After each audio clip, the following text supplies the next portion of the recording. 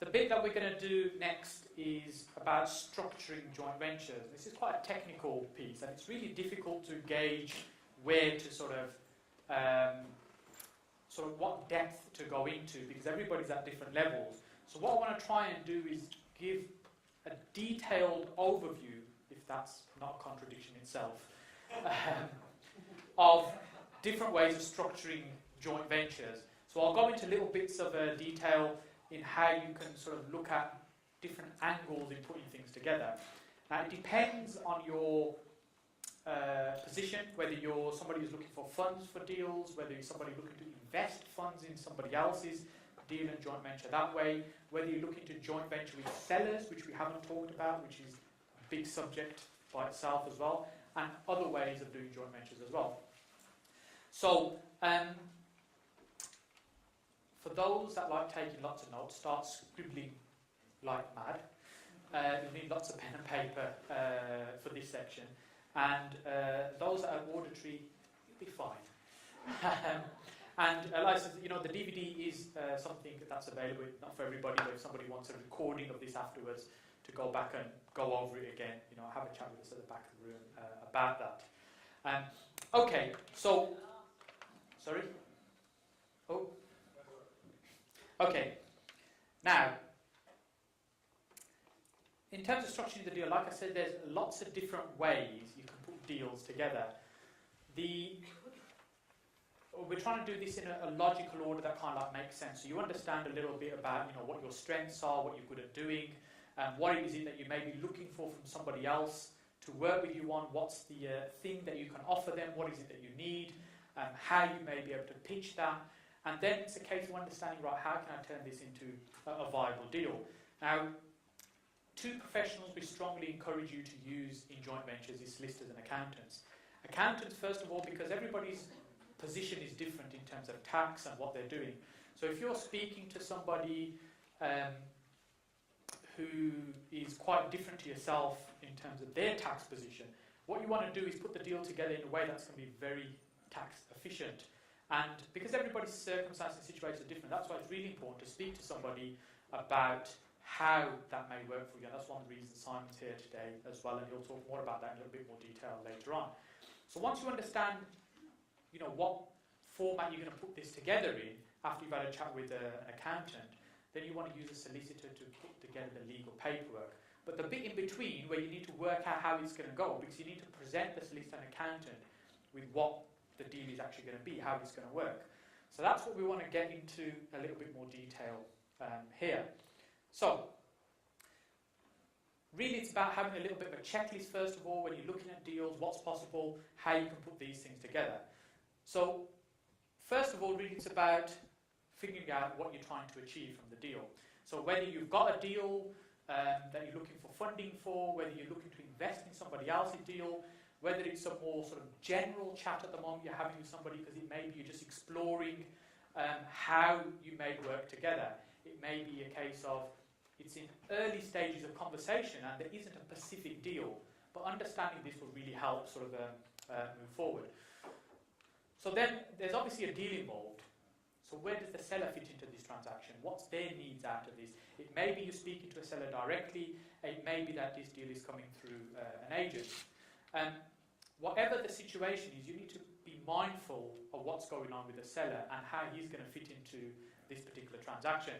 And in this section, I'm not going into how to find the deals, what to say to sellers. From that perspective, this is really about, from a joint venturing perspective, things you need to consider when you're trying to put a deal together with several people involved. So the facts, the numbers, does the deal stack? You need to be able to sort of understand due diligence, how you do due diligence.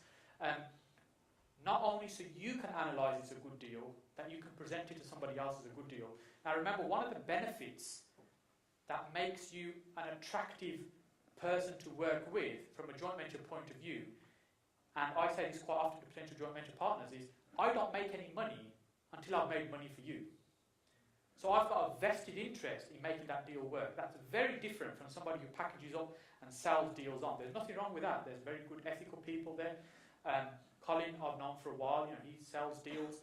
But there's some people that are not so ethical in terms of how they structure deals. And when somebody's a little bit new, getting into investing, they're a little bit unsure what they're buying.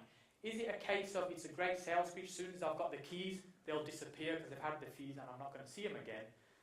And when you're talking about joint ventures, because you've got a vested interest in seeing that deal through all the way to the end, it makes it much, much more stronger proposition to work with you. So in terms of how you buy the deal, can you buy it outright? Sometimes a case of a deal may not be mortgageable, it may be you need to put all the cash in to purchase it, which means a much bigger lump of cash that needs to go into a transaction. Or it may be something that's mortgageable, you may purchase it with a mortgage, but maybe something a little bit more creative. But all these things will affect your return on investment because the amount of money going into a transaction will vary. So for example, if it's a £100,000 property you're purchasing, that magical figure, it's nice and easy to work with 100, and you've got a cash purchase going into that, and say you're making £20,000 profit, that's a 20% return on investment. If, however, you can put a 75% mortgage on that and only put £25,000 in, and then you're making a 20% profit on the other end as well, I'm not quite sure what the return on that is, but that's considerably higher than the 20, probably nearly on double. Does that make sense? So it depends how you're putting the deal together, because that will affect what the return on investment is going to be for somebody and how you position it to them. So where's the money coming from? How are the funds put together? Is it a case of somebody has liquid funds they're going to invest? Is it going to come from some kind of drawdown? Is it going to be a remortgage that the money's going to come from to be able to do this deal? And there can be other little bit more creative ways as well that you may be looking at. We'll get onto that in a moment in terms of where you find the funds to do the deal. Creative contracts. Now, this is something I really enjoy doing. Creative contracts is when you're doing something that's a little bit out of the ordinary. The benefit of that is that you'll get non-creative thinkers will miss an opportunity. So, I use Colin again as an example. Colin's a very good source, by the way. And, we may be advertising in the same place to the same sellers. Colin's Birmingham-based, I'm Birmingham-based. And Colin might have a chat with somebody and it may not be for him. I might look at it in a slightly different way, have a slightly different angle. And by being a little bit more creative with the transaction, you can try and find something where you can still make money from a transaction where maybe an ordinary B&B investor may not be interested. So if a normal investor is looking for 25% discount and the seller's not interested in that, there may be other things you can do, particularly joint venturing with the vendor, which we'll get onto as well in a moment. And is the deal dependent on anything? Sometimes other things can be involved in the transaction you need to be considerate of. So the seller may be in a chain, the seller may have a deadline that they need to meet, they may be relocating, there may be other things going on. Your funding partner may be releasing cash dependent on a sale of another property, for example. So you need to just think outside of just the transaction that you've got in mind. Is there anything else that can affect the success of this transaction, how we're going to put it together and how it could work? Time constraints, which I just touched on. Sometimes there's certain deadlines. And one of the reasons that sellers tend to be flexible in the terms of a deal is because you're giving them something they need. And a lot of the time it's about certainty and time. So if you say, well, I can complete on this transaction in 2 weeks, you need to know that you have some way of doing that. And if you're thinking, right, I'm going to go and get a mortgage, then we'll find somebody to put the deposit in, and that isn't going to happen in 2 weeks. So you need to consider what time constraints you have, what's realistic and what's possible within that time frame when you're putting these deals together. HOT and JV documents. HOT is a heads of terms. Who's familiar with heads of terms? Show of hands. Who doesn't know what heads of terms is? A few people. Okay, so I'll just explain. It's a very simple document. I'll come on to it in a little bit more detail in a moment. But it's a document you would initially give to the solicitor to get the ball rolling on a transaction, and then obviously the joint venture agreements they'll put together as well. And we'll have the solicitor here tomorrow afternoon, so we'll go into the legals in more detail tomorrow. And then, of course, manage everybody's expectations, because when you're joint venturing, there may be a lot of people involved directly or indirectly in the transaction. So you've got your joint venture partner, you might have a seller involved, you might have, well, you will have a solicitor, you probably have the accountant. There may be other people that have an influence, for example, on your funding partner. So, for example, if I'm speaking to Walter and we're talking about doing a joint venture, Walter's looking to fund the joint venture and he's looking to spend the life savings in these investments, Walter's wife might have something to say about that. So, you need to be considerate about everybody else that may be involved in the transaction and managing the whole thing in a way that really that's what you're rewarded for. You're rewarded for being a creative thinker and a good manager. That's really what this is about. So, let's move on. That's yours, Chris.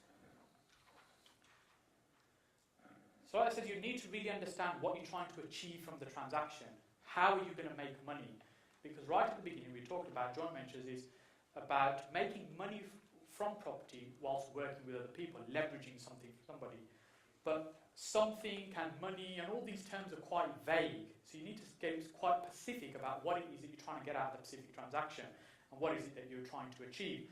So you might have short-term transactions. Your short-term transactions are your buy-to-sells. When you're buying property, you're looking to flip back on, you're looking to sell on, you're not going to be holding it. So your buy-to-sell generally tends to be what I call your traders, people who don't hold on to property. They make their money from buying and selling, whereas longer-term investors make their money generally from rental income, and there'll be a bonus of some capital growth, generally in a rising market or over the long term of the investment anyway. Is that me? Yeah. So it's understanding, are you a trader or are you an investor? Or is this strategy a trading strategy that you're looking at or an investing strategy? Because like I said, they're two very different, and again, your tax will be very differently dealt with in different ways, and that's why it's again important to speak to an accountant in terms of the best way to set the transaction up before you get started with the deal. And it may be you've got a mixture of things, which is another reason to speak to an accountant. Just be clear which is going to be the best way to do this. Mortgage wraps. Now I'll put that in here because this is quite an interesting concept. It can be a bit too creative for some people in terms of how it's put together, and a lot of solicitors don't agree with how these transactions are done. So, it's you have to make your own judgment on these. But this is essentially where you're partnering with a seller to take over their mortgage, a little bit like lease options, but you're taking that product and then passing it on to somebody else, and you're still sitting in the middle of that transaction, a little bit like installment contracts or tenant buys. Anybody heard those kinds of terms? Yeah.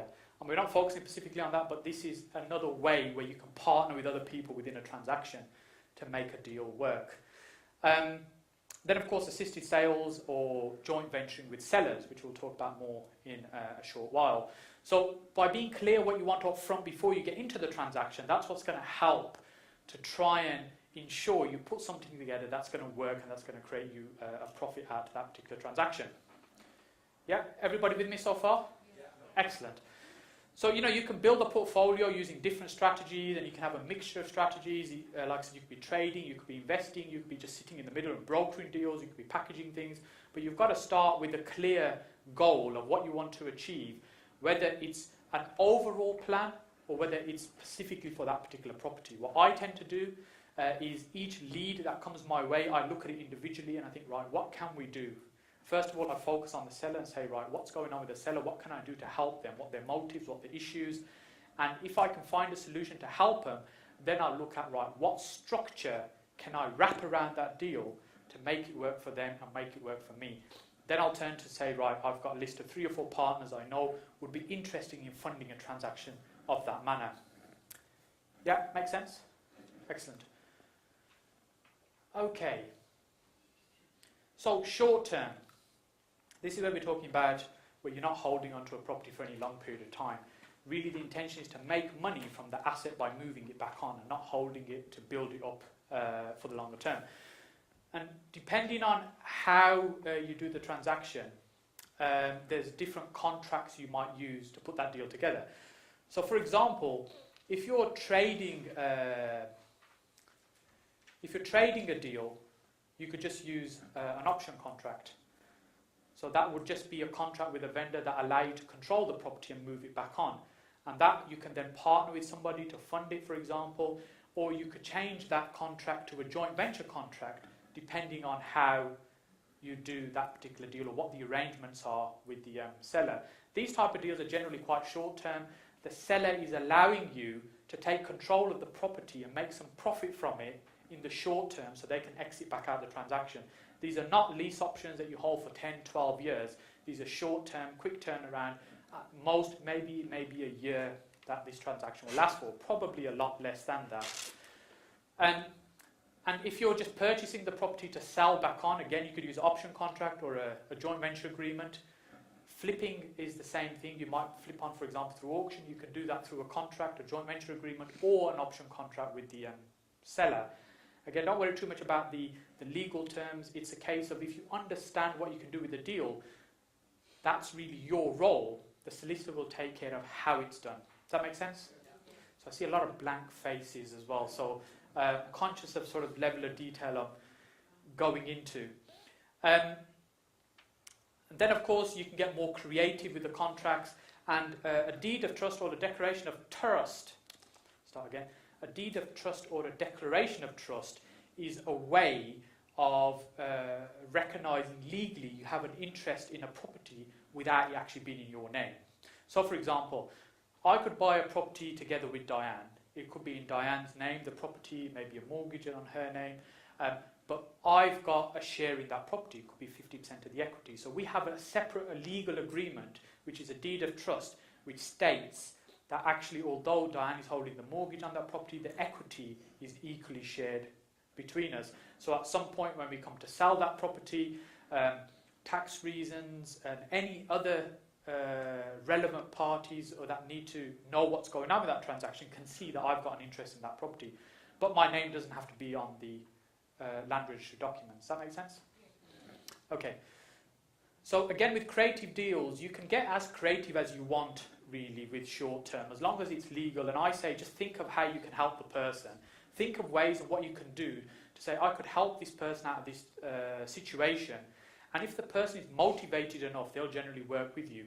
One of the first challenges I had when I started speaking to lots of sellers about how to put a deal together, it was a case of me convincing myself that I'd be able to convince them.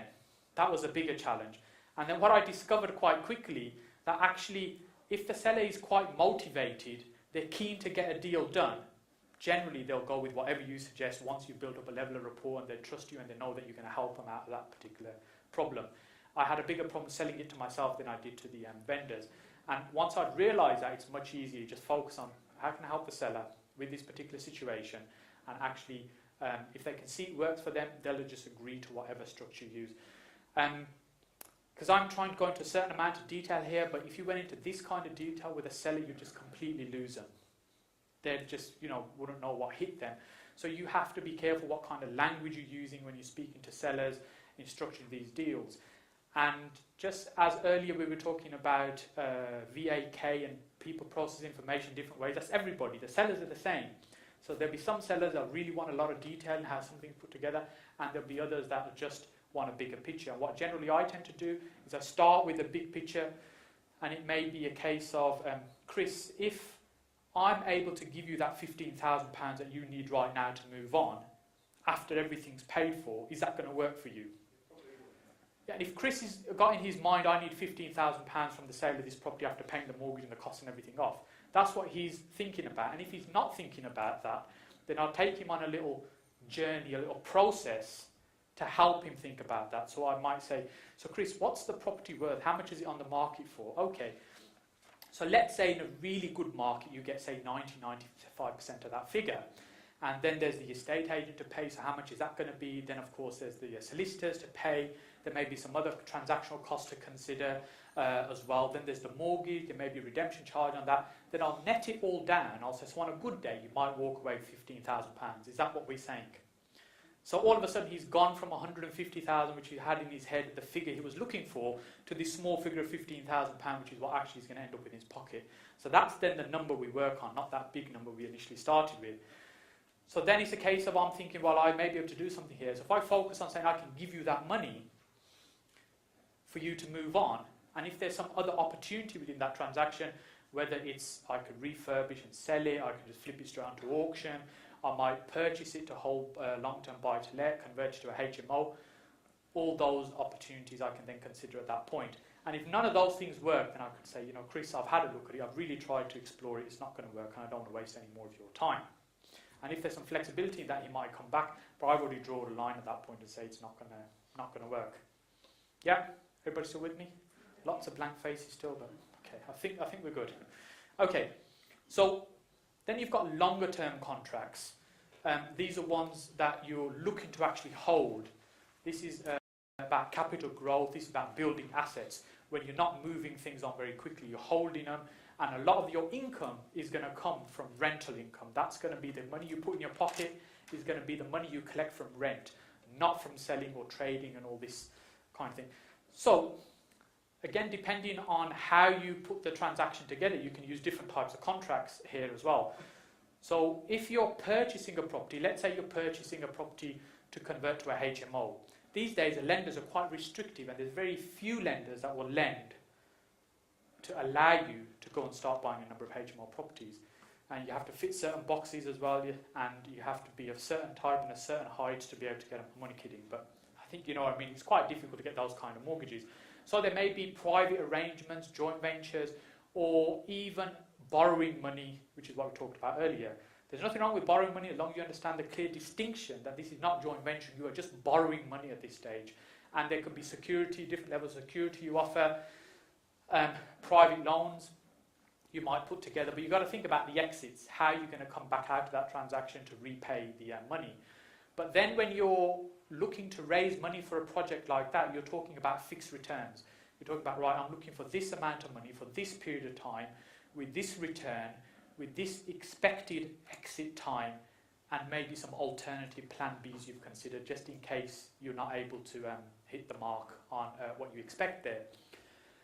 And that would just be a loan contract that you would have, a straightforward loan agreement, and what the terms are, the interest rates, how that's set up, and also some security registered on the property, probably for the funding partner.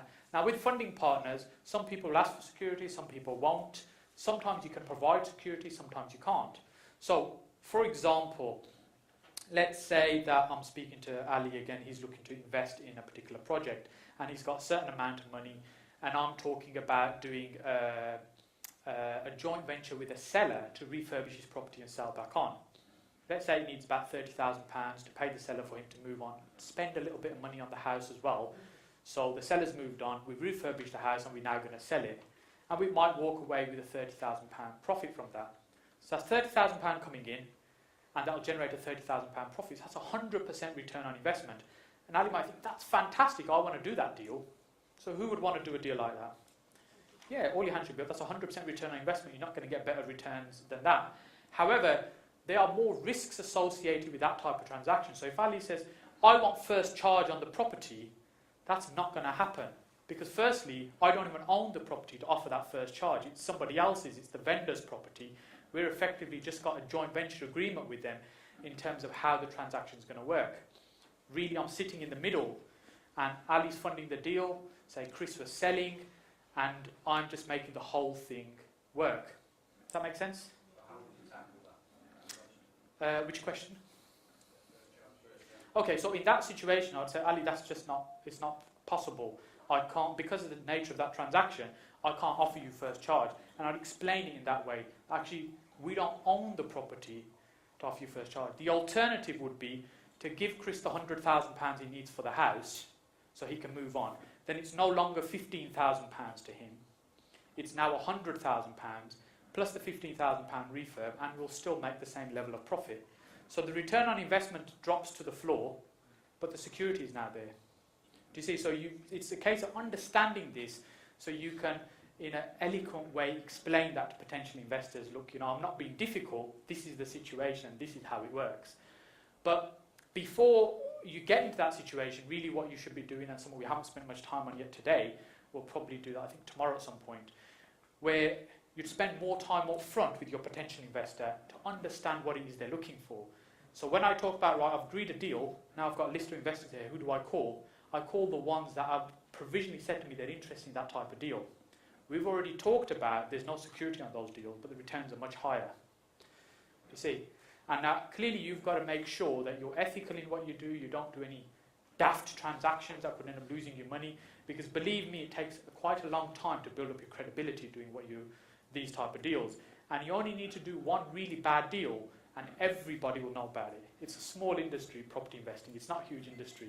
People know in 5 minutes that you've done a dud deal, or you've stitched somebody up, and nobody will want to work with you again. So you have to be ethical and sensible about these things. Does that answer your question, John? Excellent. So again, you've got time frames here. If you need to buy quite quickly, it might be with cash. If, for example, thinking of an example to give you. So you may purchase a property that you want to convert to a HMO, and it may be that right now you can't get the finance that you need because the mortgage market is restrictive the way it is. But I'm quite confident in a few years' time there's going to be a lot more HMO mortgage products on the market than there are right now. Going back 10 years ago, there were many, many more than there are right now. Going back 4 years ago, there are more on the market now than there were then. So it's going in the right direction. More lenders are slowly coming back to the market that are interested in lending this way. So I might have an arrangement with a seller to say, right, let's have a joint venture agreement that says that I will pay you a certain amount of money. I will invest a certain amount of money in your property as well. And I'll get a certain return over a period of time. Within certain X time frame, I'll then purchase it. Whether you do that as a lease option, a delayed completion, I don't want to get too technical with terms. Again, let the solicitor deal with how the transaction is going to work. You just need to understand how to structure it and that there's a way to do that. So you could then take control of that property, convert it to a HMO, start generating the income from it, and you've only invested the conversion costs, not the acquisition costs, because there's very little acquisition costs. You're effectively just taking control of it, knowing that in a few years' time, you'll be able to complete on that transaction using a mortgage product that'll be available in the market. So, if it's not time precious, there are different things that you can do there to try and make that work. And developing land, this is something I haven't done, but I'm exploring at the moment. I have a couple of transactions at the moment where I've got joint ventures provisionally agreed with landowners who have got this land, who purchased it a few years ago when the banks were just throwing money at anybody to build houses. Then it all stopped. So they're stuck with pieces of land that they can't really develop right now because there's very little development funds around. There are some specialist bridging lenders that will provide money for that at quite high rates, but there's not much money around in the market to develop and build property. But with the changes that are going on in the market, with the Help to Buy scheme, all these things will stimulate buying of property and new property as well. So the intention will be to have a joint venture with the vendor and a joint venture with the builder. So I'll then sit in the middle of that contract to manage it and generate a profit with two joint ventures. Again, it's a little bit outside of the ordinary, but again, there's lots of land out there that people are doing nothing with. They've got planning permission on it. They've had it for a few years. They can't afford to build on it. The market's changed. It doesn't mean there's no demand for the property. It's just that the finance isn't there to do the deals. So you need to think of different ways to get access to that finance. And there are medium-sized builders who have survived the difficult time, who have got teams of people that they employ, who will do jobs, who are quite cash rich. They've got money coming in, but they want more work to keep the team busy. And those kind of deals can be struck with builders like that, who can afford to fund the project or maybe part fund the project for a share of the profit. So, is that making sense? Have I lost everybody? Okay, I think everybody better stand up. I think the energy is kind of like right down zero at the moment. Hands in the air. Stretch to the left. My left. Stretch to the right.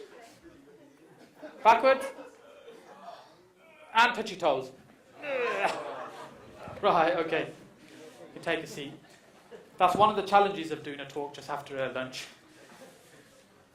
Okay, so again, there's different types of contracts that can be used, but don't get too bogged down on what contract do I need to use where. You're just getting into too much detail. You just need to understand the concept. Just think creatively.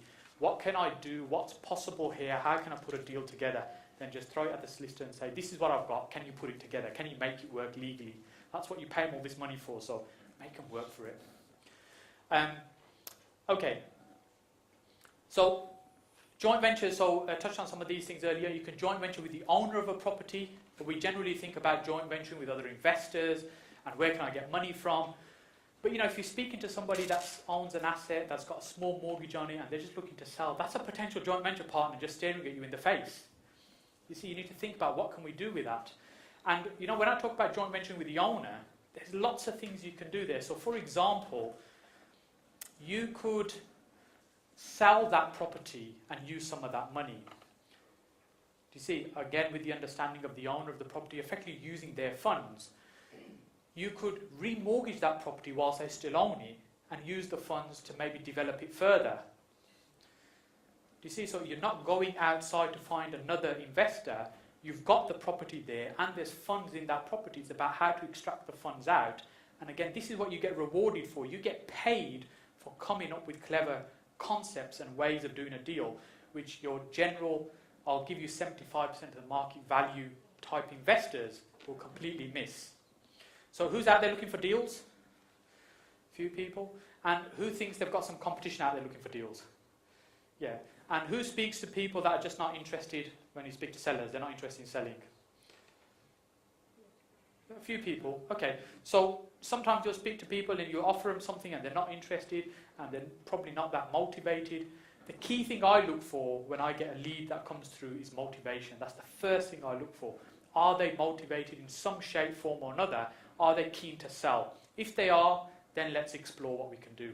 If it's a case of, well, I just thought I'd try you and see what you'd offer, I said, well, have you spoken to the estate agent? No, I've not done that. I'm going to do that next. So sort of when are you looking to sell by? Well, whenever we get to sell. So I said, is it the highest price you're looking for or what's important to you? Well, yeah, I'm looking for a good price. Probably not that motivated. Yes? Yes, have you come across, obviously, there are sellers out there who know what they're confident selling, and as an investor, you can say to them, remortgage your property, take the investment out and refurbish, then resell the house at an upgraded price. Is that?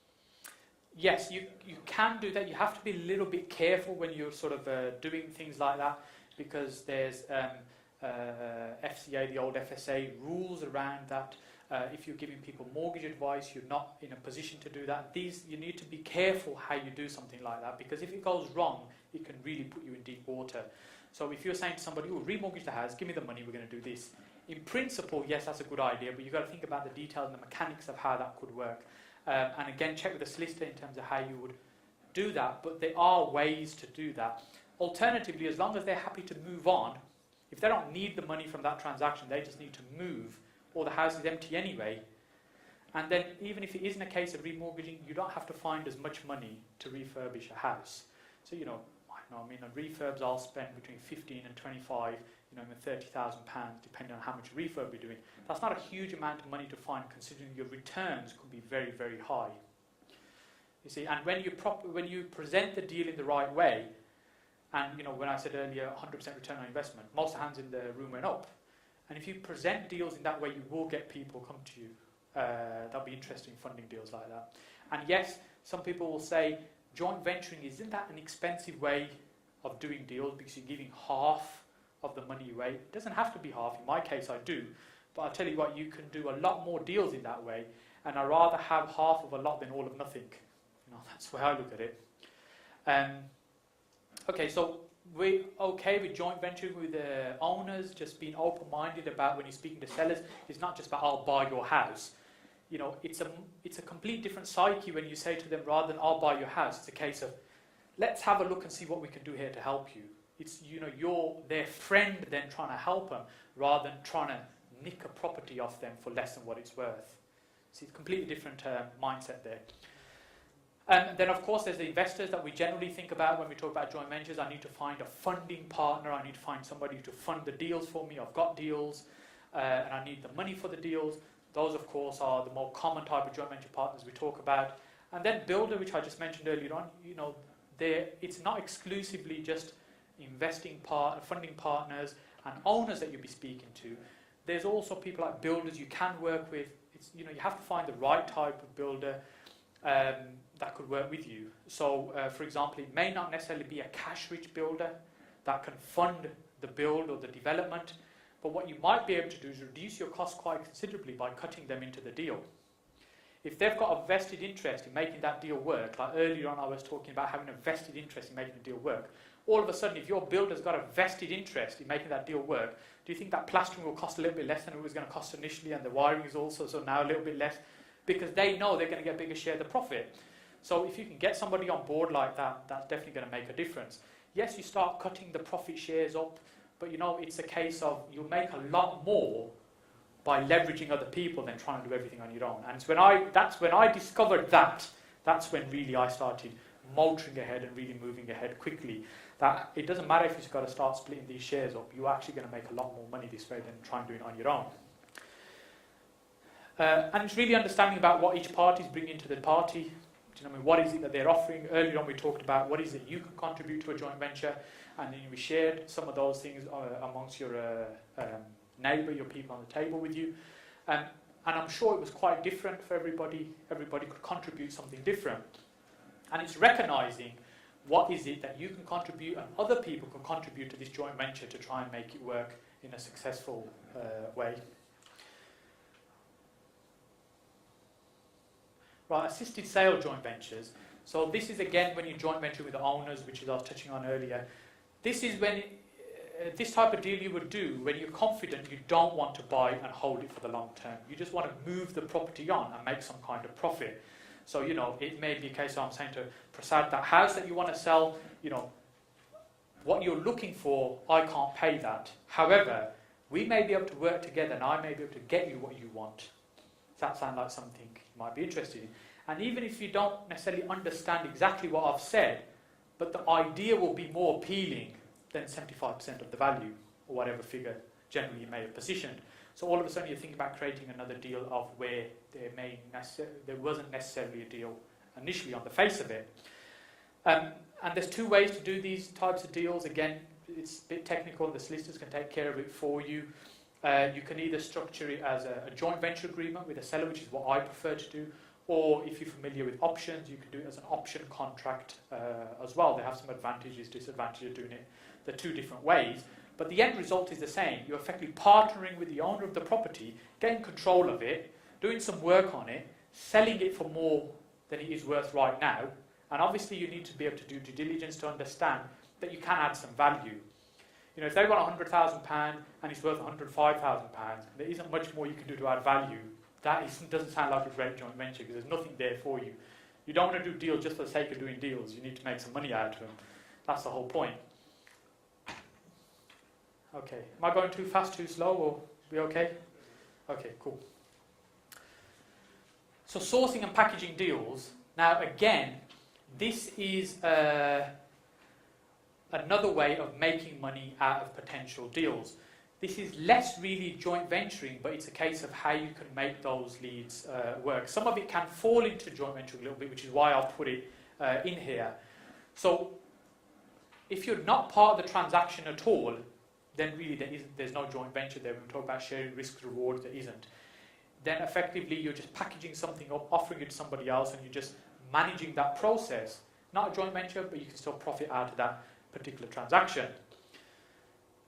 And also you can do this in the way of fees. You can charge fees for doing things, for putting things together. When you start thinking creatively, you start coming up with ideas, people will pay you for your ideas.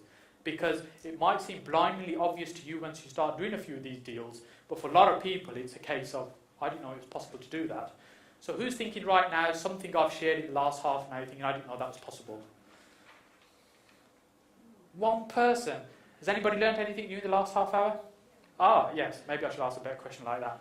So, you know, it's a case of, it's only, you know, we don't know what we don't know. And when you start learning these things and you start implementing these type of transactions, and when you're speaking to sellers or investors, that's what you're getting paid for. You're getting paid for doing these type of deals that they may be not aware were even possible, and you can charge fees for doing that, putting these things together. And I've charged fees for putting deals together for sellers and investors and structuring them in a way that they didn't know how to do it. And you're just utilising your skill and knowledge, which I'm sharing with you now. And if you are packaging deals and selling deals, and like I said earlier on, you have to be very careful that you make sure you do things in an ethical way. There's a lot of unethical practices in deal sourcing and packaging, and there's a lot of stigma associated with that, because over the last few years, a lot of people that have disappeared with people's money and not delivered on what they said they were going to do.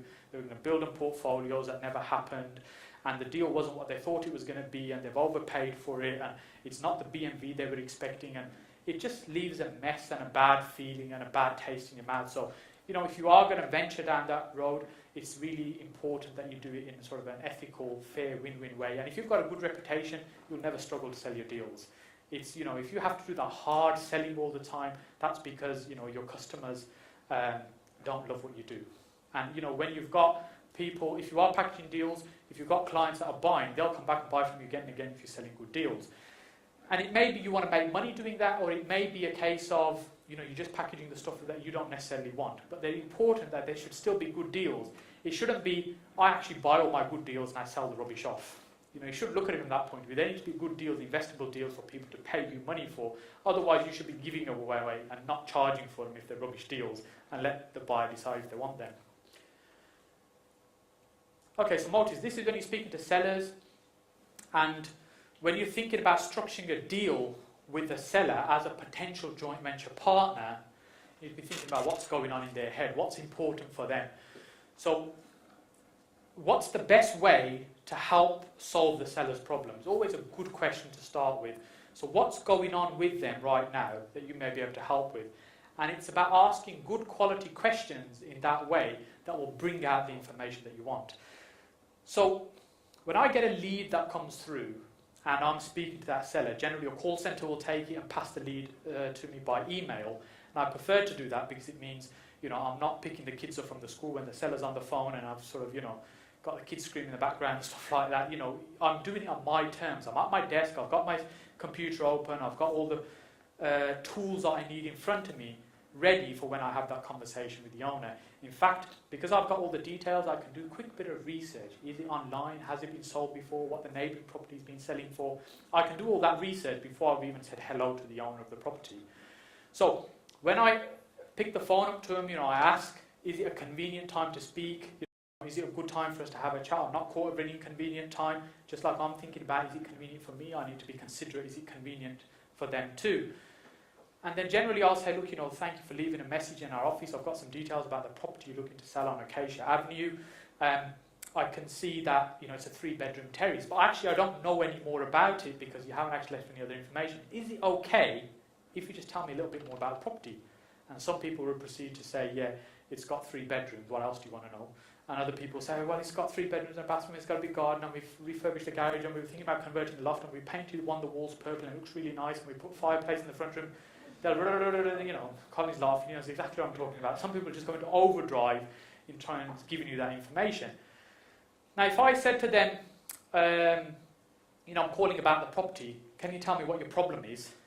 We're not going to get very far with that conversation. But ultimately, that's what I'm thinking.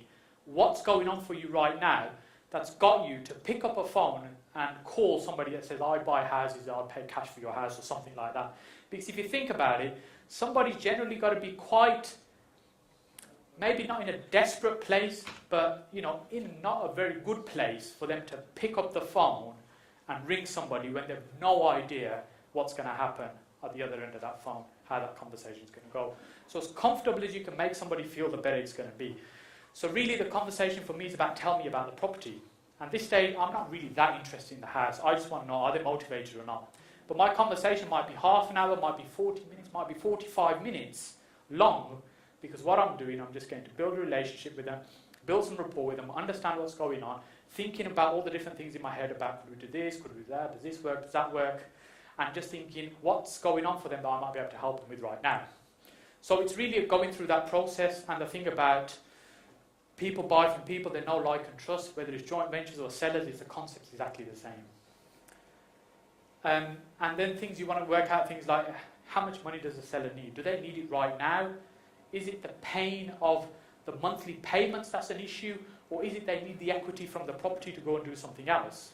And either way, it's still possible to do deals. It just depends on what's going on for them at that moment in time, what's important for them. Or they're prepared just to walk away. Is it a case of, look, if somebody just took all this pain away from me, I'm just prepared to walk away? And that could be like a lease option, assisted sale, something like that. So, I think I better speed up a little bit. And if they've got any other debts that you need to be aware of, so it could be credit card debts, thinking about what equity is in the property. This is important because if you're thinking of doing some kind of joint venture with the owner of a property, you need to make sure they're financially sound. If they're in a financial mess, they've got credit card debts, they've got bailiffs after them, and they've got some equity in the property, you are probably not going to get your hands on it, because if you do that deal, what will happen is the debt collectors will probably beat you to the equity before you get your hands on it, even if you've signed an agreement and set this up. So it's important that you understand what's going on with them. And when you're speaking to sellers, they're not going to open up and give you all this information in the first 5 minutes. It takes time to go through that process and understand what's going on and explore whether there's an opportunity there. Does this thing take time? Does it take effort? Yes, it does. But does it pay well? Yes, it does. But this is what you've got to invest your time and effort into. And creating win-win situations, of course, because they're the ones that work well. Because what you really don't want is a vendor to be resentful of what you've created. You just want to make sure that, Chris, if you've got that £15,000, you'll be happy. If we can get that for you, it means you can move on, you can get things you want. Fantastic. Let's do that deal. The way we're going to do it is blah, blah, blah. Let the solicitor take care of that, but I'm going to make sure you get that £15,000 in 2 weeks. So, we're focusing on giving them what they want to make sure I can make something out of that as well. So creating that win-win deal.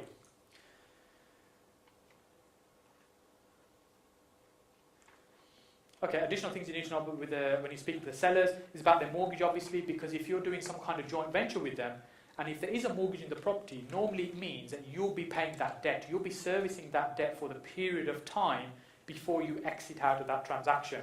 So if it's a refurb and sell, and you're taking over the property, once they've moved on, you'll be paying all the bills. The holding costs, the council tax bills, the monthly mortgage payments. So you need to factor all these things. You need to understand what kind of interest rates and things they're on, what type of mortgage product they're on. And of course, details about other debts, because it's quite possible to get some of those debts secured on the property. And like I said, you could lose out your equity on the deal. And other due diligence is important to do, things like leasehold.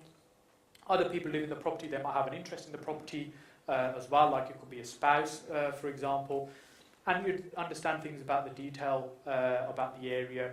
And the letter of authority, once you've got a little bit of rapport built up and it sounds like there could be a potential deal here, it's a very simple document that just gives you permission to talk to the mortgage lender and their other creditors. And that then allows you to just ring them up and say, hi, I'm Mr. Jones here, or I'm a friend of Mr. Jones, and I'm just trying to get to the bottom of what's going on right now financially. Can you tell me how much they owe, how much are they in arrears, what else do they owe, what charges are there on there? And you get all the information. Because it's not that sellers won't tell you the truth about what's going on when they're in a bit of a mess. A lot of the time is they're in a mess because they bury their head in the sand and they don't know what the actual figures are. It's not that they don't want to tell you.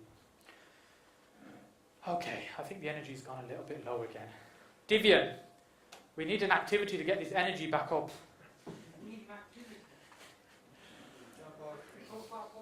Right then. A quick jog around the room. Do you think that could work? I think just the fear of an activity might just do the job. Hello. Okay, so let's all stand up. Come with some music, We please. should have bring your leotards.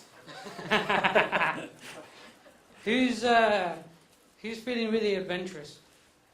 Somebody, I You're need a not going to get many volunteer. volunteers for that. I need a volunteer. Somebody. Come on, gotta push ourselves. Go on. Massive round of applause, please. Can we get some funky music on, please, John? Gangnam Style. Do you know the Gangnam Style? Gangnam Style. Who knows the Gangnam Style? Okay, we're gonna teach them the Gangnam Style. Yeah? Do you know it? Okay, put your hands together like this. It's gonna be difficult with the mic. Then you wanna step, step, step, step. So left, right, left, left, left. So I was doing the wrong way around.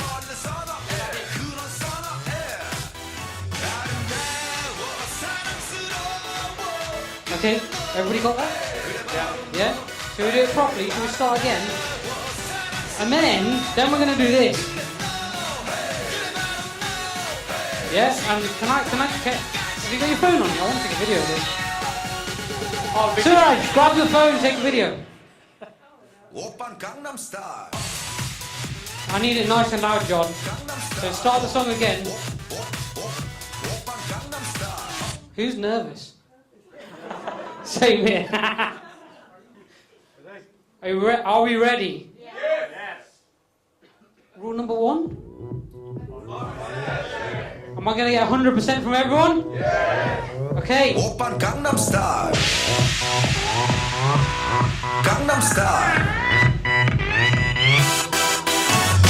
낮에는 따사로운 인간적인 여자 커피 한 잔에 여유를 아는 품격 있는 여자 밤이 오면 심장이 뜨거워지는 여자 그런 반전 있는 여자 너는 선호해 낮에는 너만큼 따사로운 건 선호해 커피 식기도 전에 원샷 때리는 선호해 밤이 오면 심장이 터져버리는 선호해 그런 선호해 아름다워 사랑스러워 그래 너 그래 바로 너 아름다워 사랑스러워 그래 너 그래 바로 너 지금부터 날 때까지 가볼까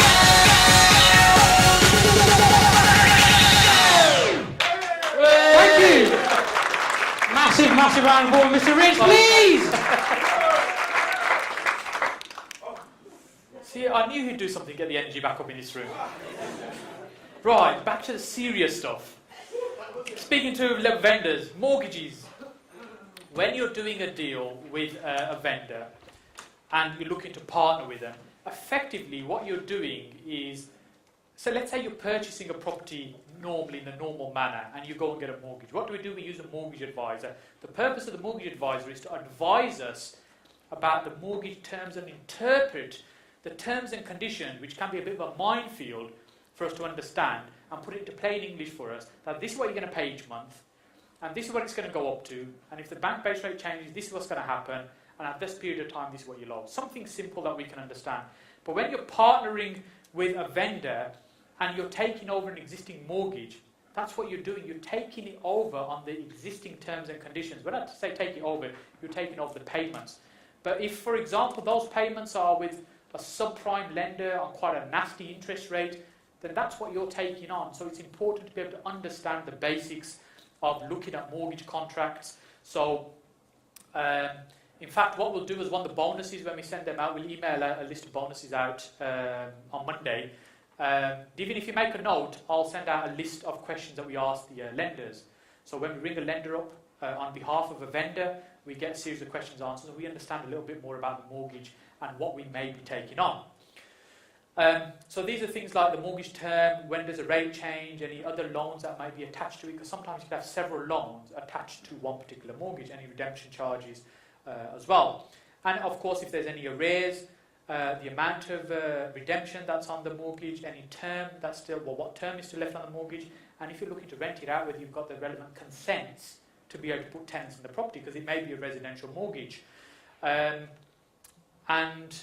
recognising that actually if, and this applies not just when you're dealing with a vendor, but you know, if somebody dies, which can happen during a transaction, what happens then? And this is why it's important again to use the solicitors who can set up in the contracts that will consider these things, that in death what happens to that particular transaction. A non-compliance breach term. So for example, what essentially I'm saying there is that if you do something that's in breach of the mortgage terms, even though you're paying the payments, you're still in breach of the terms, and the lender has a right to call that mortgage in. So you have to be careful in terms of what you're doing to make sure you're not in breach of any of the mortgage terms. And things like a low rent, which is below market rent, can also be a breach, which sometimes people forget when you have a deal with quite a low rent. So it's important that it's structured correctly, but again, I'm going into a little bit of detail here, just so that you understand, but it doesn't mean that you actually need to do all this. Again, that's what solicitors will be there to help you. Yes, your question? Is it possible to get a copy of those slides? Yes, I'm sure I can do that. That's not a problem. Divin, just make a note of that. We'll send that out. Is your name on the deed that you buy that property? So this when you're doing a joint venture with the owner of a property, because you're not purchasing it, your name is not on the title deeds because you don't own that property. It's still owned by the original vendor of that property. What you'll have is some separate documentation that states what the arrangement is, i.e. you've got a joint venture in place with them or something like that, and then you'll have something on the land registry which protects your interest, but that will be underneath the interest of the particular mortgage lender, so you'll be lower down in terms of security. But again, you leave the solicitor to take care of all that, but for technical information, really, that's an RX1 document you'd use, which I'll mention in a moment.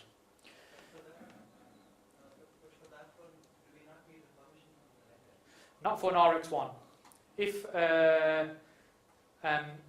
so, who's familiar with a charge on a property? Yeah, a charge essentially means that somebody else has an interest in that property, and the best level of security is first charge, which is what most mortgage lenders want. They want first charge on a property, and if you go for a second charge, the first charge holder is asked if they will grant permission to do that, and most of the time in this climate you'll get straightforward no. Because they, whatever the reason is, generally they won't consent for a second charge to go onto a property.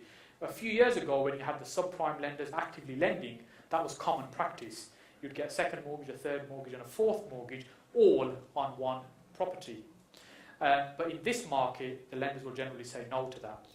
But when you use what's called an RX1 document order restriction, and we might cover this tomorrow in the legal section in a little bit more detail, it's just a notice that's put onto the property that says that this property shouldn't be sold or remortgaged without the consent of person X or their solicitor. So what that does, it puts a warning notice on. What happened there? Puts a warning notice on that if somebody's looking to purchase it, they can see somebody else is involved and has an interest on that property. And if they were going to try and remortgage it, or somebody else is going to buy it, they'd be sort of warned off that. And they should notify you or your solicitor on that. Does that answer your question? You're talking about this RX1 putting Yes. a charge on it. The mortgage holder or the mortgage of the bank who actually has the first charge, Yes. would they not be able to say, well, no, we don't want that charge on our property? Yes, with Repeat the question, so I have to go into okay. So if I understood correctly, you're saying with a charge, the mortgage holder will need to grant consent to do that. Won't they need to do the same thing with an RX1? Well, let's just take Lloyds, for example. Lloyds has the mortgage on a property. You make the deal with him. He moves out and you put an RX or want to put an RX1 on it. Would the bank not have some say in that? With RX1, you don't need permission. With a charge, you need permission from the first charge holder. So the question is that if we put an RX1 on the property, doesn't the lender need to grant permission for that to happen? The point I'm trying to make is that if something goes wrong, If something goes wrong, the bank may want to sell the property, and I can't see the banks being stopped to recover their money, basically. You're absolutely right, the banks they won't be stopped. Just because you've got an interest note on the property, you've got to remember they've still got first charge. So where does that leave the RX1 then? Even though Lower down in the pecking order, as it were. But what it means is, if you're going to take over a property to refurbish and sell it, you need to do all this to make sure you understand what's going on with that owner, with that mortgage and with that property. Then if you're making the mortgage payments each month, there's no reason for them to repossess it and try and get rid of it, because you're taking responsibility. And one final question. Yes. Do you find in this market that the bank or the mortgage holder would actually give you permission to rent it out? It can be a bit of a challenge. I prefer to use this strategy where we're not buying to hold, generally we're selling. So the properties, when you're joint venturing with an owner to refurbish and sell it, you will give them some money, as we gave an example with Chris earlier. He's got his money that he would have got, or the best scenario that he's happy with, to move on. The house is then empty. You pick up all the holding costs. You're paying the mortgage, you're paying the council tax, you're paying the bills. You send your builders in, you refurbish the property, you put it up to sell. You sell the property and get back out of that transaction. So once it sells, the first thing they do is pay the mortgage, whatever balance is that, which you'll have been paying the monthly payments on. If there's anything else that's been arranged with the original owner, that will go to them. Otherwise, the rest of the money will just all come back to you because you control that transaction. That looks like a blank look, so I'm not sure if I fully answered that. But I'm trying to be a bit conscious of not getting into too much detail. But like I said, I'm going to be here all weekend. I'm quite happy to answer this sort of detail as a one-to-one rather than everybody. Is that okay? Everybody? I mean, I'm quite happy to answer technical questions like that if everybody wants can benefit from it. But essentially, again, it's a legal process that the solicitor will go through. They'll register your interest on the property, but you do that because you're taking responsibility, so you're not going to lose the house. What you wouldn't do, or what I wouldn't do, is do a deal and let the owner stay in the house. Because you're going to create this lovely new home for them, nice spanking new kitchen, and you think they're going to want to move after that? And you know what, I actually quite like it here now, I'm not sure if I want to go. And you can have a bit of a challenge, so I suggest you only do this when the house is empty. So you insist that it can only be done when they move out. And you take control of everything. You take control of the mortgage, you take control of the property, so you know what's going on. So what you're doing, you're minimising your risk. Is there risk? Yes, there are risks in all transactions, but you have to minimise your risk right down, and that's what you're doing by understanding the background of the owner, the background of the property, the background of the mortgage that's already on there, what's going on. That makes sense? So now I've created loads of more questions. So I've still got quite a few more slides to do, and we've run out of time, so I'll quickly do questions. If they're technical ones, I might do them afterwards. Karen, go on. Do you help the owners move out because they might not have funding or anything? Do you kind of say, well, I'll reduce the price at the end and give you the money right now to move out? Yes, it all depends on the situation, but yes, there's nothing set in stone. If it means I need to hire the removal one, I need to find somewhere for them to live, and I'm going to make £20,000 out of that deal, believe me, I'll be quite happy to do that. Okay, thank you. There's another question here? I'll do Carol's and then we'll come over here. And then we'll Just move a quick one, Sarge. Once they've moved out, you've done the refurbs, you've got everything organised, they've been gone 6 months, 3 months, whatever. Do they then have the right to be able to just come back and say, actually, I do like it, I'm moving back in? Legally, no, because they've signed an agreement with you. But first thing I would do is change the locks. You can delete that from the recording. So, because you're taking control of the property, essentially. But it would be a contractual argument, but generally no, because they've effectively waived their rights to you. But you could have a fight in your hands to win that. You could, it could happen. So like I said, there are risks. This is why it's important that you really build some good solid foundations and relationship with the owner. It's not about just sort of getting them out of the house and that's it. They still own the house. You've just got full control of it legally. Yeah? We'll take the last question here, then we'll move on. John. It's about solicitors. Yes. Not all solicitors are familiar with lease options, Yes. and so don't try and use a solicitor that isn't familiar, because you'll be paying their fees for learning how to do these things, or they'll just tell the client, don't do the deal. So find solicitors that are familiar with lease options. There are quite a few out there, so Yes. I'm not sure if Sanj can provide that list, or if not, I can give you a list of solicitors. Yeah, thank you for that, John. There are a number of solicitors that understand this, and there are probably 99% that don't. So it's important that you're working with the ones that do get this. And I've had situations in the past where the vendor said that, yes, I'm happy what you say, but I'm going to use my solicitor to do this side of the transaction. Based on my experience of things falling apart previously in this way, I said to them, no, you can choose one of these solicitors and they'll represent you because they're legally and duty bound to represent you, not me. You just pick one of these. The reason I say that is because they understand the process. And if you're happy with that, we can do the deal. If you're not, then there's no deal. I can't proceed. Because if you're got a solicitor on the other side acting for the vendor who doesn't really grasp what you're doing, is not familiar with the concept, rather than them saying to their client, you know what, I don't really understand this, they're just going to say, look, no, don't do it. You see? So be careful what I say, because our solicitors in the room at the moment. So. No, but just essentially what I'm saying is just use people that understand what they're doing. And there's lots of people out there that can do that. So, okay, I'm not sure how many slides I've got left, so let's try and whiz through this quickly. So, the facts of the deal, you need to do your due diligence. This is really about understanding the deal. Like I said, you can't take rubbish deals to investors and expect people to invest in you. You've either got to have a track record that demonstrates you do this time and time again, or your due diligence has got to be perfect to demonstrate you really understand the deal and you've considered all the angles and the possibilities to make it an investable deal. Does that make sense? So, things like understanding the value of the property, and that's not just what an estate agent says, it's a case of understanding, what is the real market value of that property, using tools to analyse that, what's the mortgage balance on the property, how much equity there's in it, what it will rent for in the market if you are looking to rent it, the monthly mortgage payments if you're going to hold those, costs of holding the property, things like we were talking about council tax and things, because there's no more exemption from council tax when it's empty. Pretty much all the councils, as far as I'm aware now, will charge you even when it's empty. Cost of any works you're going to do, and also always have a contingency, because market is always overrun, and you'll see unforeseens that will come out of a deal that you haven't considered before. And of course, there's tax that will come out of that as well, the money that you make. And then there may be alternative options. Can you just buy outright without doing anything creative? Sometimes trying to force a creative deal isn't the right strategy. It could be simpler just to pay cash for it and say, right, we'll do a deal in this way.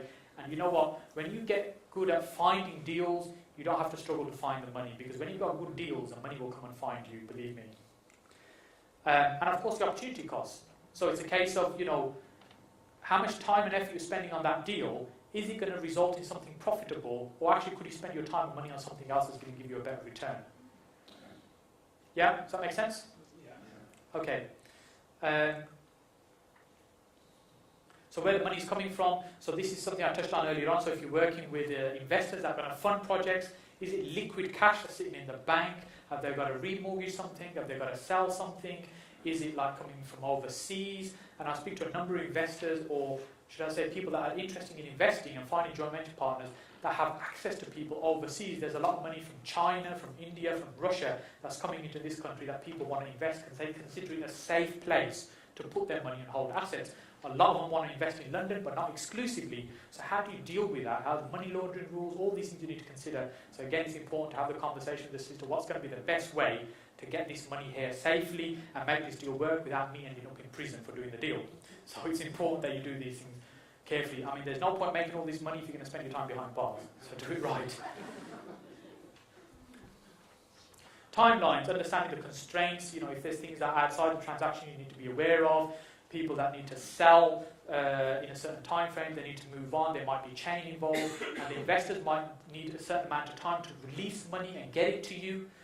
You may be, I might have committed to Chris, sorry I keep using Chris, that was a benefit of sitting in front, that, I've committed in 2 weeks I'm going to get that £15,000. Is my investor ready with that money, or are they going to give 3 months notice on their 90-day account to get the money to me? And, is that going to be a problem, and how are we going to deal with that? So all these things you need to consider in terms of time constraints. So again, part of due diligence is before you commit to contracts, you need to make sure you've done a lot of due diligence and research, you understand the deal, you understand the people you're working with, and all the people that are involved in the transaction to make sure that everything stacks and you're comfortable with that. Checking the title, that's something I do routinely now. That generally means you just go to Land Registry, which is landregistry.gov.uk, I think, and it costs £3 to get a basic title or £6 to get a title with the title plan. That will tell you who owns the property, and there's been times I've been speaking to vendors and it looks like we've got a deal. When I check the title documents, their name is not even on the title.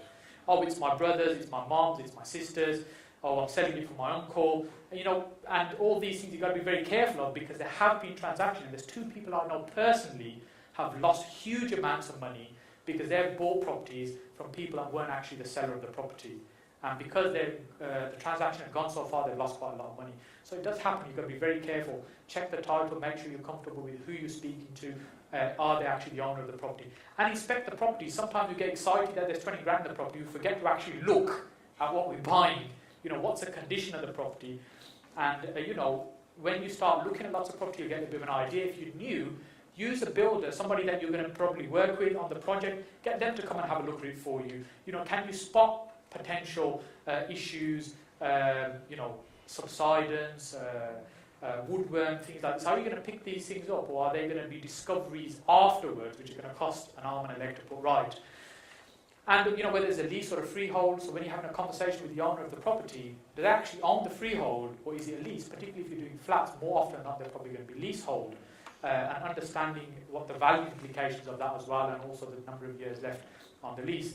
And sometimes you can put indemnity insurances in place to protect you from certain things, and they are useful, but I wouldn't rely completely on indemnity policies. You need to make sure you're doing thorough due diligence yourself, rather than just trying to protect your risk by taking insurance policies out. Okay, I think we're nearing the end. Everybody still awake? Yeah. Don't need another dance then or anything? Okay, cool. Okay. Right. Hot. Heads or terms. So this is a document that is basically what I call a memorandum of understanding. So when you're putting the joint venture together, you just create a simple document to say, right, Walter, this is my understanding of what we've agreed in this joint venture. Do you agree? Sign here, I sign here, we send it to the solicitors. That's essentially what it is. You're not trying to be the solicitor and write a 27-page contract. Keep it really simple, 1 page, 2 pages at the most, or sometimes you can just do it by email and say, look, this is what my understanding is what we've agreed. Can you confirm that you understand it the same way? Because, have you ever been in a situation where you've conveyed something and you thought you conveyed it really well and the other person understood something completely different? Show of hands, you've been there. Yeah, it can happen all the time. So it's a case of, putting it down in written form just makes it easier and clearer in terms of what's going on. So things you need to consider, they are not legally binding, first of all. Sometimes people think, right, I've got it signed, I'm done, we commit. You haven't committed until you've signed the final contracts that the solicitor gives you, what you would call the point of exchange. A lot of them, they're psychological commitments. They work particularly well when you're dealing with vendors, because vendors feel, and if you think back to the point where you bought your first property, is when you went into the solicitor's office to sign, at that point you felt it's done. We've now bought the property, we've been in to sign, because it feels that you've committed at that point. And this really works on that. It's a psychological thing that the vendor feels, okay, I've signed something, I've committed to it, I've got somebody who's now buying the property. So they're not on the phone to the next 3 people in the newspaper seeing if they'll pay more for it. Does that make sense? Okay. Can I ask you a question? Yes. Where would you normally get them to sign in their own home? Yes. Not at the solicitor's. No, not because we haven't, at this stage, we're not at that point. This is quite early on. It's a case of, right, Chris, if I can give you that £15,000, does that work for you? Fantastic. Look, this is how it's going to work. Here's a summary of what we're going to do. Have a read. Does that make sense to you? You sign here, I sign here. Let me send it to the solicitor, and the solicitor will then prepare the appropriate contracts. That's what you're doing. So you're saying that this is what the contracts are going to be prepared from. You're not saying it is the contract. Include the terms, but don't overcomplicate. This is what I was saying about, you're not creating 27-page contracts here, but you've got to get the key messages across. And things like security, when you're speaking to investors, about what level of security is going to be there, if any, and how that's going to work. Refurbishment costs, how that's going to work, who's going to pay what. So, for example, I work with funding partners who fund the entire project. But it may be that actually I acquire something and I only use some of the funds from the investor to do the refurbishment works, but not necessarily the acquisition part. Does that make sense? And it may not be that I give them 50% of the whole transaction, so it can vary. So just being clear around what the arrangements are there, how that costing is going to work, and if it goes over, what's going to happen there. And again, consent to let that we touched on earlier on, if you're dealing with vendors, that's there. And if stage payments, so for example, sometimes you work with investors, they send all the money across to you, sometimes some will pay in stages. And if it is stage payments, you want to make sure that you are going to be able to pay the payments you need to make in time if you're relying on those funds. Just waiting for you to finish taking a picture. Okay. Right. Don't know how many more slides I've got left. Do you know how many slides I've got left? Right, RX1, what we were speaking about earlier on. So we pretty much covered this. This is really about protecting your interests. It doesn't give you protection above the mortgage lender, but it has some level of protection for your arrangement, your agreement, your joint venture with the vendor of the property or even with an investor. Right, declaration of trust, these are deeds of trust I talked about earlier on. So the scenarios you could use this on. So for example, a mortgage host. Yeah. So I might say to Mary, we're looking to purchase this property. I can't raise a mortgage. Too many mortgages, bad credit, whatever it might be. Say I can't raise the mortgage. I say, Mary, can you raise the mortgage in your name, I'll give you the money to do that, and I'll service the mortgage debt, and effectively all you're doing is holding the mortgage on my behalf. That's a mortgage host. So effectively what they're doing is just holding on, taking, like a friend would take a loan out for you if you couldn't take a loan out. Now there needs to be a lot of trust and understanding for somebody to do that. And generally it will only work with friends and family. I wouldn't really suggest doing that kind of thing with people you don't have a very, very good connection and bond with. Because effectively it's their credit rating that you're borrowing. Yeah, does that make sense? Yeah. And sometimes it can be that, particularly these days, some lenders require a certain level of income requirement. And say if you're a full-time landlord, some lenders are just not interested in lending to you. They want to see income outside of property investing or rental income. And so it may be somebody acts as a mortgage host for me and takes the mortgage out for me because they are in a job, a salary job, earning a certain amount of money that would tick all the boxes for the lender. And then you have another arrangement, which is the deed of trust, to say that actually this is the arrangement. It's my property, it's my equity, they're effectively just holding the mortgage for me. So I'll take this question here from Walter and then I'll come on to you in a moment. Yes, Walter? How is it legal? Because effectively the house is yours, Yes. but the mortgage is in somebody else's Yes. name. How does that work? Okay, so Walter's asking, if the mortgage is in somebody else's name but the house is mine, how does that work? Well, actually, Mary would own the house, Mary would have the mortgage, and I would have a piece of paper called a deed of trust that states that actually this is the arrangement, that really it's my house. And Simon, am I correct in saying that actually for tax purposes deeds of trust are quite acceptable, that I could own a property and somebody else just mortgage holds it for me? Yes, you trust them pretty complex, so we Just might. pop that to the mic. In regards to property and trusts, it's a little bit more complicated than just going through one, because there's different variations of trusts. So one example could be a bare trust, where the person receiving the trust can control the income and the capital, depending on what the legal document stipulates. So the person who has a trust will ultimately have it, but it depends whether they control it at that time. Thank you very much. Does that make sense to everybody? Okay. So the other type of deed of trust that you might sometimes use is on a loan agreement. It's very similar to a mortgage house. Effectively, a mortgage house is when someone's taking a mortgage out for you. A loan agreement would be a similar kind of thing where someone's taking a loan out on your behalf and you've got a deed of trust explaining the base. Yes, sorry, Mohammed, I forgot you had a question. I think it was similar to what's been answered, but if I buy a property and act as a mortgage host, what's the tax implication for me?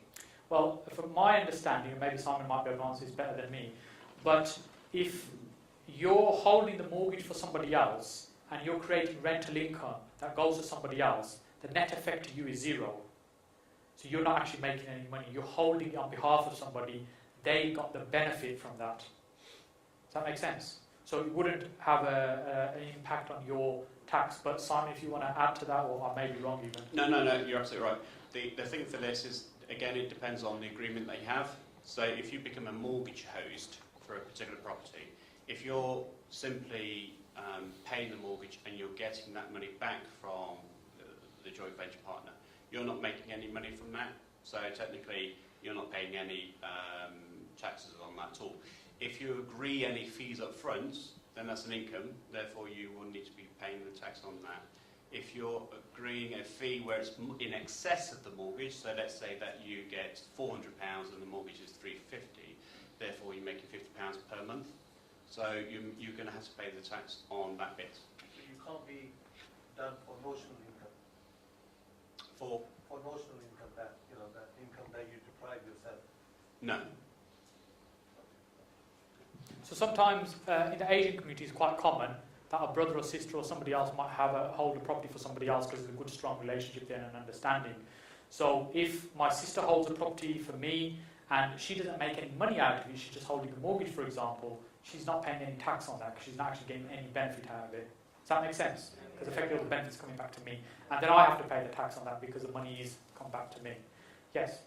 Apart from family, imagine the mortgage host would want something out of it for themselves. Well, this is what I said. So the question is, the mortgage holder might want something out of it.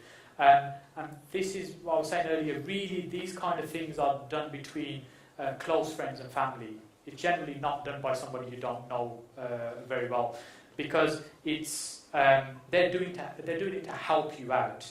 You could pay the mortgage holder something, and if you were paying them 50 quid a month, for example, to hold the mortgage, and that's 600 quid a year, then yes, that's their 600 quid they've earned for you to borrow their credit rating.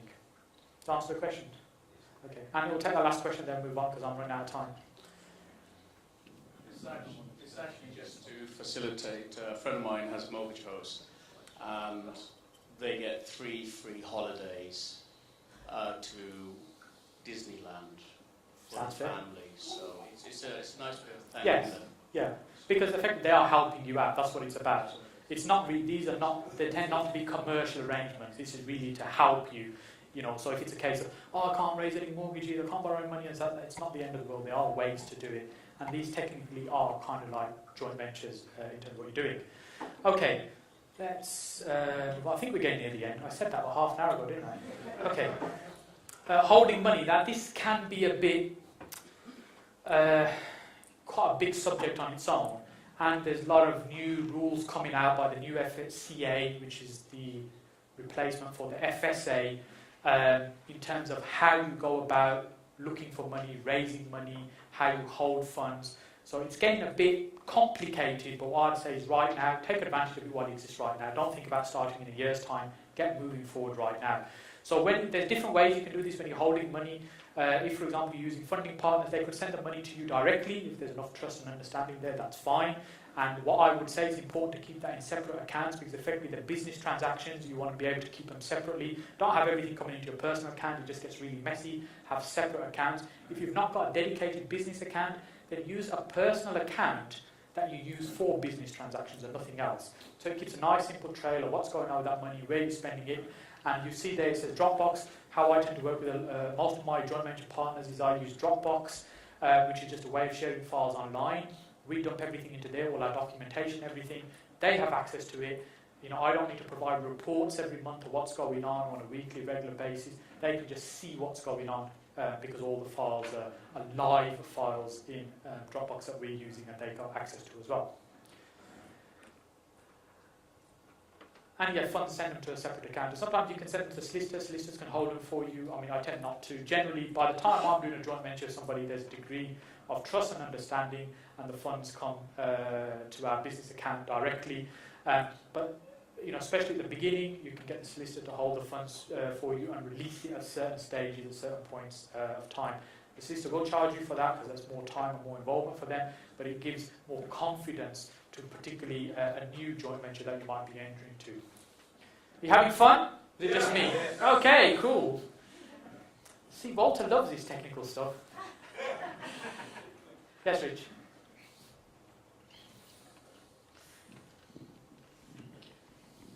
It's just a minor detail on the last point that you made there.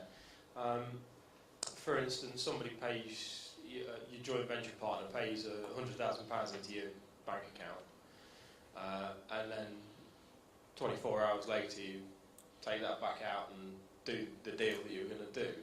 Is there any impact from? I'm not sure what the terminology is, but I did that through a personal account last year and caused They shut your account down. some government thing to go, what are you doing with that money? It wasn't 100,000 quid, it was a lot less. Yes. Okay. Is there an impact? Yeah, there are certain things in the bank that will trigger alarms. So, for example, if you typically have £3,000 or £4,000 coming through your bank account every month, and then one month £100,000 lands in the bank, believe me, the bank will sort of pay attention to what's going on here. And what they have to do, duty bound, is they have to report, I'm trying to remember now who they have to report it to, one of the government agencies around money laundering, and they're not allowed to tell you they've done that.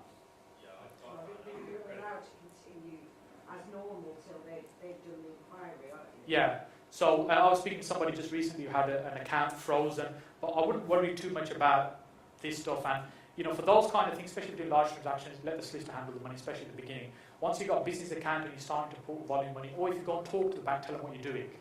Say, look, I'm purchasing this property, there's money coming in from here, and it's going to go back out. So they understand, and they don't think, because lots of money laundering does go on, and they do everything they can to make sure they clamp down on that. So you want to make sure you stay well away from money laundering, because that will cause you big problems. Does that answer your question? Okay, so my instance was a one-off. I know why it happened, that's fine. What I was just curious if for whatever reason they decide they're going to do that search again, is that likely to have an impact on any credit ratings? No, it doesn't impact your credit ratings. It's got nothing to do with your credit. This is just money laundering as far as I understand. Because on your credit file, if you've got an active current account, it will just show that the money peaked at a certain point and dropped again. It doesn't have any bearing on your credit file because it's not credit, if you see what I mean. Yeah. Okay, no, that's cool. So I think we had a couple of questions there.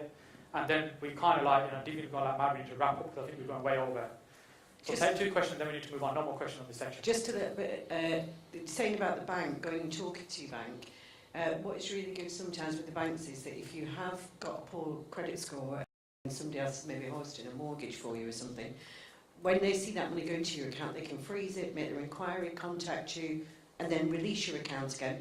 But that will encourage them, once you tell them what you're doing, they will then encourage you to open a business account, whether you've got a poor credit score or not, because they're starting to see that you're bringing the business in. So it can be beneficial to go and talk to them, even if you've got a bad credit score and can't open a new bank account, because they will encourage that then.